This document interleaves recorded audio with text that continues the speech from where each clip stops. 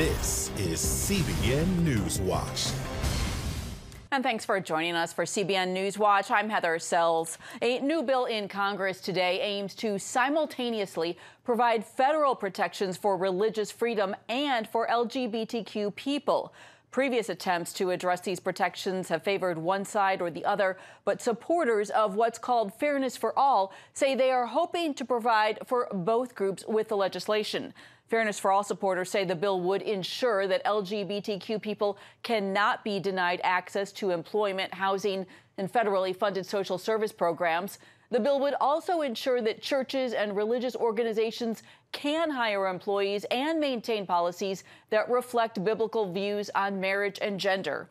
Utah Congressman Chris Stewart introduced the bill today with support from the Council for Christian Colleges and Universities, the Seventh-day Adventist Church, and the Mormon Church.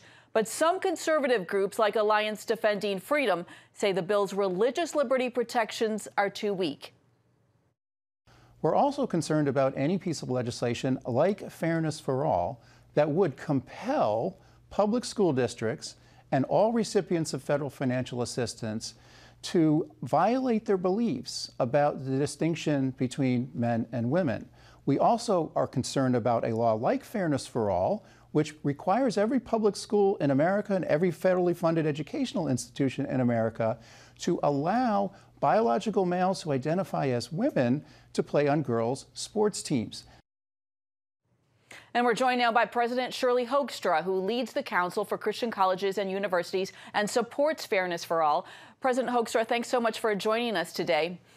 You have got a tough challenge here with this bill bridging the gap between the concerns of the LGBTQ community and the faith community. And as we just heard from Greg Baylor with Alliance Defending Freedom, some in the evangelical world are already concerned that the religious liberty protections are not strong enough. What is your response to that? The religious liberty protections are extensive in this bill. In fact, it's the largest expansion of explicit religious liberty legislation ever. And there are at least 26 provisions that are made explicit around religious liberty in a time when we understand that things about religious liberty are decreasing in terms of understanding, and we want to put it into law now so that people are protected. Well, I want to circle back with you. He was specifically referencing concerns about locker rooms and concerns about sports. Will the bill allow schools and allow women in sports to have their rights protected? This bill does nothing to change the protections in Title IX and the concerns that our good friends on the religious right raise are concerns that are valid but are not invalidated by our bill at Fairness for All. In fact, we believe that the provisions of this bill make very clear about a definition around transgender. We have strong women in sports language in this bill. And we think that by actually setting out the parameters for these differing points of view, we will be ahead. I want to ask you, President Hoekstra, the bill is really remarkable in that it has brought together members of the faith community with LGBT activists. How have you been able to create buy-in from both groups to come up with this? Well, because it's a solution-oriented approach. Both the LGBTQ communities actually want to get a bill passed that would give them safety in housing, security in employment, et cetera. And for religious liberty organizations, such as colleges and universities and hospitals and relief organizations, rescue missions, we would like to be able to have some certainty around the ability to have provisions based on our faith requirements. You, of course, oversee Christian colleges across the country. What are some of the big religious liberty concerns that you have faced in recent years that have led you to pursue this legislation? Well, there is in the general population a move to coerce religious organizations to adopt a non-faith-related set of principles. So we have seen this with concerns about accreditation. We have seen it in terms of be able in California to take Cal grants to faith-based colleges and universities. We have seen organizations wonder whether or not there can be teacher placements or nursing placements because we hold to a traditional understanding of marriage. It's very important in America to be able to teach and to have policies that reflect a conservative, orthodox, and historical position on marriage. And we want to make sure there's no penalty around those beliefs in the future.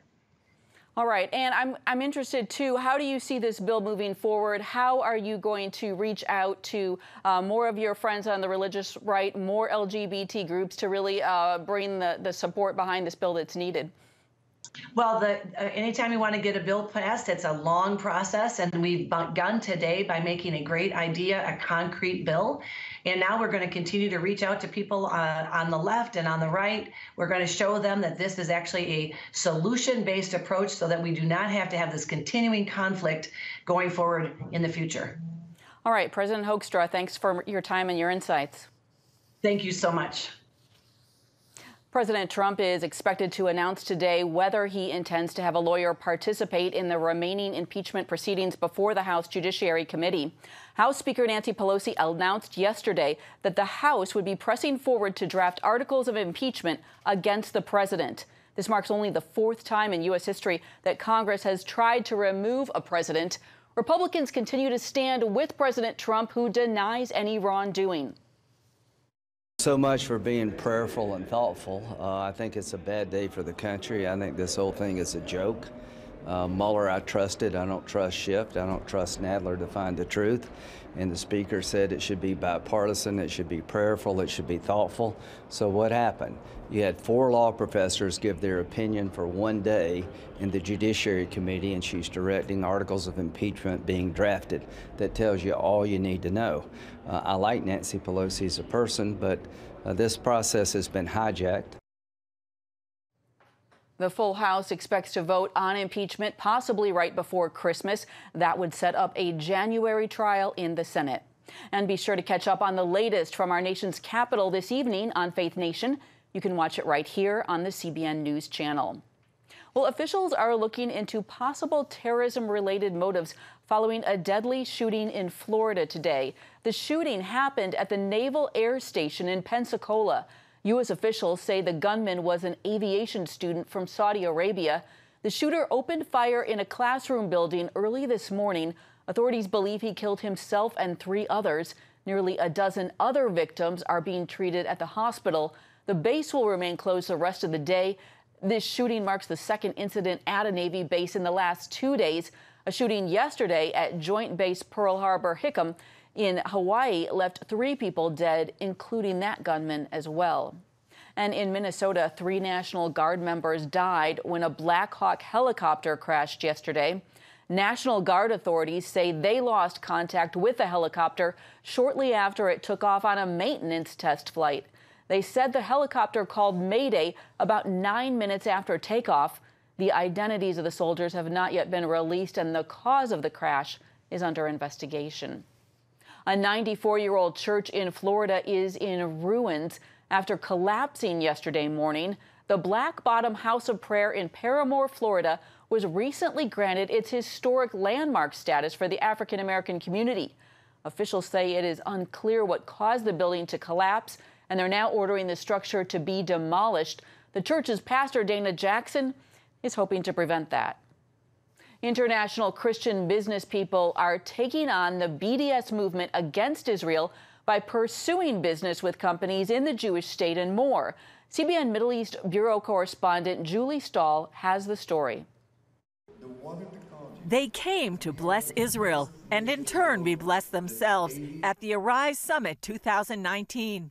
The conference provides business opportunities between Israelis and Christians. We have here between 300 and 400 international business people from over 40 nations who have come here to connect to what they consider to be a miracle of biblical proportions. The exciting thing that's happening in the Israeli economy with innovation and technology. Kalev Myers began and leads the alliance to reinforce Israel's security and economy. We're really tackling some of the greatest crises around the world, and so we've invited them in order to connect with Israeli businesses, meet face to face, and create those connections and transactions that'll help bring Israeli innovation to the world. Israeli companies included Safe Mode, an artificial intelligence and behavior modification system to improve road safety in commercial fleets.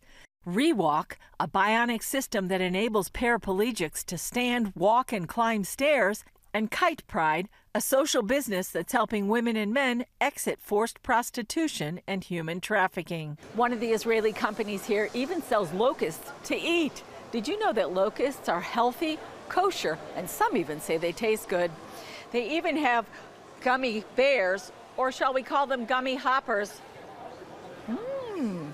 Maybe this is why John the Baptist liked locusts and honey. With the global food challenge in mind, Dror Tamir helped start Hargol Food Tech 6 years ago. We are producing grasshoppers to feed the world. By working with Israel, these business people are also taking a proactive stand against the Boycott, Divestment, and Sanctions Movement, or BDS. Let's be strategic. Let's not invest a lot of time and energy fighting this with legal and legislative means. Let's just do more business. Our largest delegation this year is from Sweden, which I think is fantastic because there's a growing BDS campaign in Sweden, a campaign to boycott and isolate Israel. So the fact the evangelical Christian business community there stood up and said, we're going to do the opposite. They might want to boycott Israel. We're going to come to bless Israel. Sweden's Jan Sturveson is chairman of the International Christian Chambers of Commerce. He's been building bridges with Israel for years. We need a new perspective of what is Israel, the leading hub of innovation, industrial development, knowledge creation, etc., and entrepreneurship. So how do we tap into that hub? Some 300 matchmaking meetings took place. It's a blessing that anybody who wants to be blessed connects to Israel. People here are actually, with their businesses, becoming a flame in the menorah of God. And what did the Christian businessmen think? We are looking to partner with Israel because they have solutions that we need. I'm excited to understand that there is a divine calling in doing business in Israel. Myers sees business as the future for Israeli-Christian relations because it forms stronger ties and gives the opportunity for mutual blessings. Julie Stahl, CBN News, Rishon LeZion, Israel. Coming up, will the U.S. send more troops to the Middle East and why? We'll have more, but before we go to break, here is a look at what's trending on CBN News. Come home to the sounds of Southern Gospel from CBN Radio. You'll enjoy a rich Southern blend of bluegrass, classic gospel, and Southern gospel favorites like the Gaithers, the Crab Family, and bluegrass sounds like Mountain Faith. So make yourself at home with the all-new CBN Southern Gospel.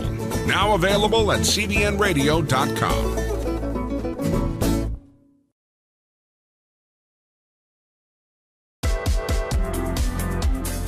Meet the pastors who are preaching the gospel in a fresh, fearless way.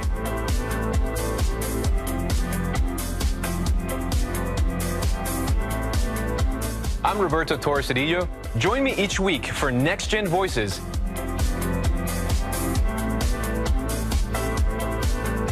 And watch God transform a generation.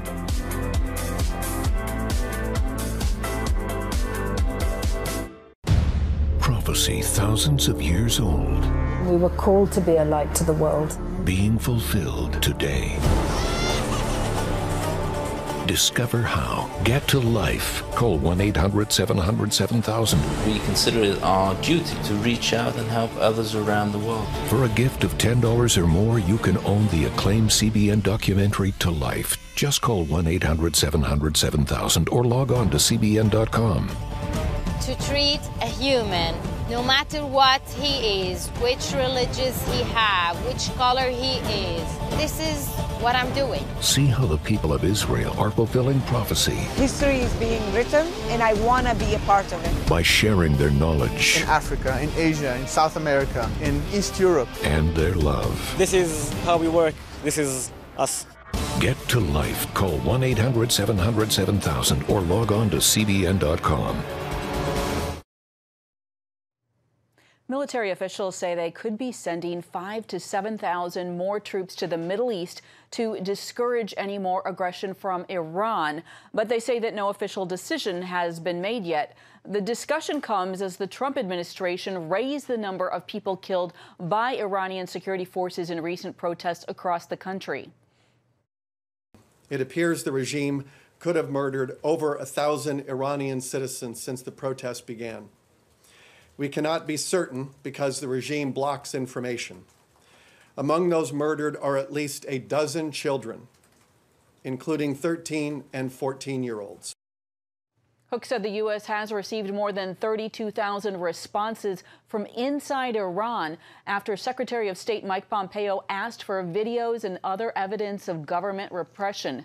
CBN senior international correspondent George Thomas joins us now. And George, this is incredible. President Trump said in London this week that the Iranian regime has killed, quote, perhaps thousands and thousands of people during recent protests. Is that based on evidence coming from directly from people in Iran? I'm not sure. I mean, you just read copy that said that the State Department had asked for evidence. We don't know. We have not seen the evidence. Mr. Hook said yesterday that about 1,000 people, more than 1,000 people have been killed. We need to see the evidence. And the reason I say that is because Iran has gone through multiple, very dramatic revolutions in the past. I mean, the most recent one was the Green Revolution, which was a major revolution. We saw nowhere near to this kind of death toll. And so when the president said in London, thousands upon thousands of people have been killed, that's a staggering claim. The evidence needs to be shown and released, and hopefully the State Department will do so.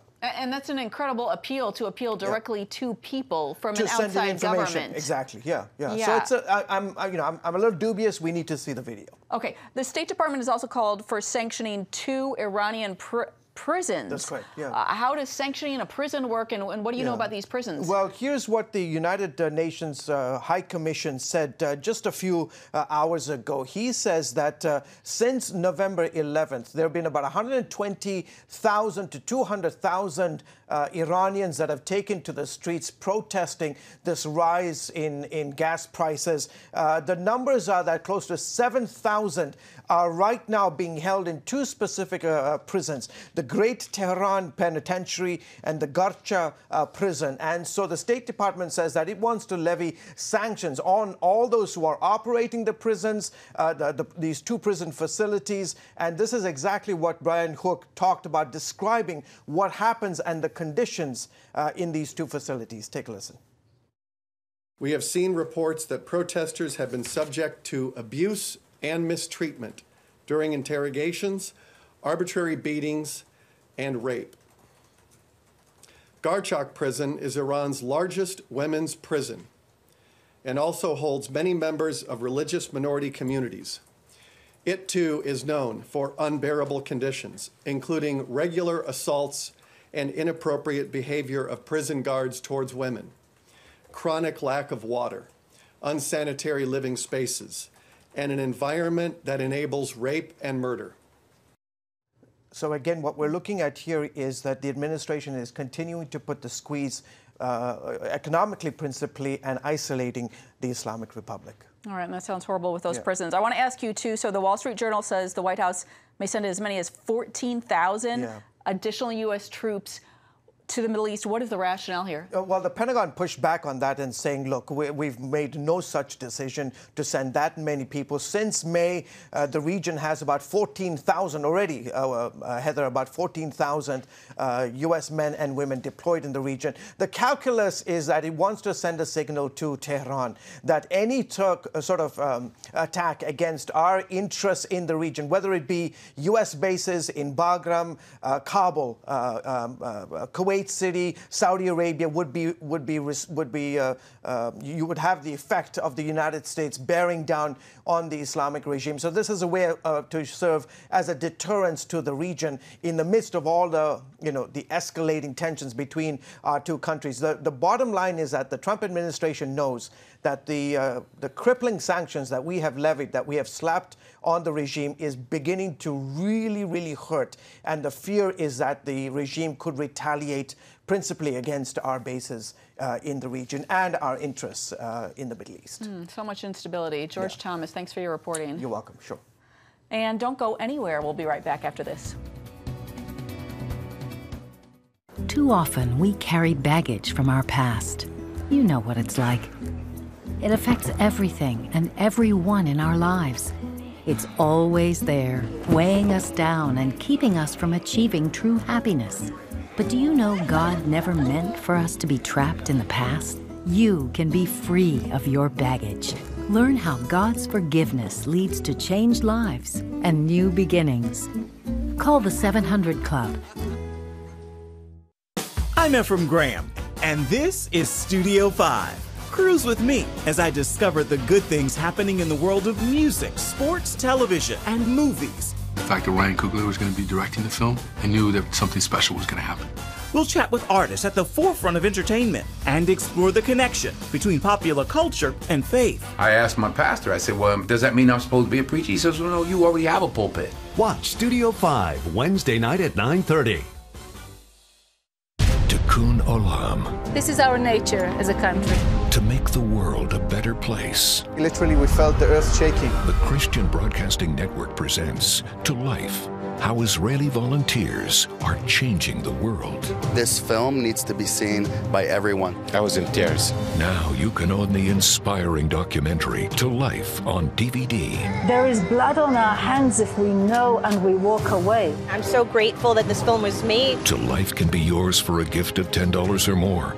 Call 1-800-700-7000 or log on to CBN.com. We know that every minute counts to save life. It'll bless Israel, but it'll also bless all the friends of Israel. Discover the untold story of how Israeli volunteers are making the world a better place. Call 1-800-700-7000 or log on to CBN.com to get your copy today. Well, another weekend filled with football is fast approaching, and our Mark Martin spoke with CBN's Sean Brown to give us the latest on this weekend's games and what's ahead. First of all, let's talk about the Bears and the Cowboys last night. What happened? Break it down for us. Hey, man, right now we're heading towards the end of the season. Teams are scrapping. Teams are fighting, trying to make it to the postseason. These two teams, Bears, Cowboys, going in both with the same record, 6-6. Trying to reach the top of their division. The Cowboys are at the top of the NFC East, but they haven't played like they're supposed to be at the top of the NFC East. So they went into this game highly favored in terms of talent, but they haven't been able to click. Now, we spoke, Mark, last week about at this point in the game, teams really need to start clicking. Teams need to remain healthy, and that's what it's going to come down to, that's going to be the determining factor whether or not they make it into the postseason. If they're playing in January, they're healthy, they're clicking, they're hot. The Cowboys have all the talent, but they're not meeting that. They're just falling short. There's been some talk about whether or not Jason Garrett, their head coach, is the issue. I don't think Dak is the issue. They're not clicking for whatever reason. And for whatever reason that is, it's not happening. But for the Bears, they're starting to click. There were questions about Mitchell Trubisky, their quarterback, a few weeks ago. But here we go. You got two teams with the same record. They flipped, okay? The Cowboys are coming off 2 losses. The Bears are coming off 2 wins. So now the Cowboys are at 3 losses, consecutive losses. The Chicago Bears are now at 3 consecutive wins. And so right now, if you're winning and you're hot at this point in the game, they're probably going to get that wild card. They're probably going to advance. Right now, you got a few games left in the season. They need to win them. And that's what it's going to come down to. Last night, the Cowboys couldn't do anything, man. I mean, they weren't clicking at all. I don't know that it was all on Dak Prescott. I think the Bears' defense did a really good job of containing him. They weren't ever really able to run the ball. Their passes, at one pass, he was trying to hit a receiver, the ball hit the ground because the receiver kept going. That's an example of a team that's not clicking in the latter weeks of the season. And so that's pretty much what happened last night. Here you go. Bears 31, Cowboys 24. All right. Well, Manny Ramirez, let's talk a little bit about him. He had a colorful run in pro baseball with the Boston Red Sox. Manny's now making headlines. What's going on there? Manny, right now, okay, so he's had a great career. And a lot of times what happens is, when you're in a career, sometimes you can get, baseball's everything. When baseball's over and the lights go out, now you're sitting there looking at yourself in the mirror and you start evaluating yourself. Because now baseball is no longer your determining factor of manhood. It no longer defines all of you. And you're looking at yourself in the mirror and saying, you know what? I made a lot of mistakes. And Manny Ramirez is now saying, you know what? He met the Lord is what happened. Out. He met Jesus is what happened. Now he's coming out and saying, you know what? I made a lot of mistakes. And this thing really isn't about me. It's about using my platform to share the message of Christ. And that's where he is right now. He's coming out saying, I love you. I made a lot of mistakes. And that's where he is. And it's such refreshing to see him make that change. So it's very exciting. Okay, quickly, tell us what's coming up on Going the Distance this weekend. Hey, we were talking about the Chicago Bears. Right now, I love Israel Adonijah, former Chicago Bear. Right now, just using his platform, like I was talking about Manny Ramirez, using your platform. He's a business guy, man. And so right now, he's got this huge building or business that he's creating to really jumpstart young entrepreneurs, and it's called Fabric. And it's just exciting, man. He's renovated this new building and just really just giving the young entrepreneurs all the tools they need to succeed. And so you need to check that out. Fabric in Chicago. It's fantastic. All right. Thanks again, Sean. Appreciate it. You're so welcome. You can catch Going the Distance with Sean Brown this weekend on the CBN News Channel, Saturday at 6:30 and Sunday at 7:30, both Eastern times. And after the break, what big event Joel Osteen and Kanye West have planned for next year. Stay tuned. It's the new Superbook Bible app. It's packed with games, activities, and Superbook episodes that you can watch for free. Oh, no! There's trivia, a fun daily devotional, and answers to your Bible questions. Plus, an easy-to-understand Bible the whole family will enjoy. You can even create your own Superbook character. Ta-da! It's the new Superbook Bible app. Free downloads on iTunes, Google Play, and Amazon.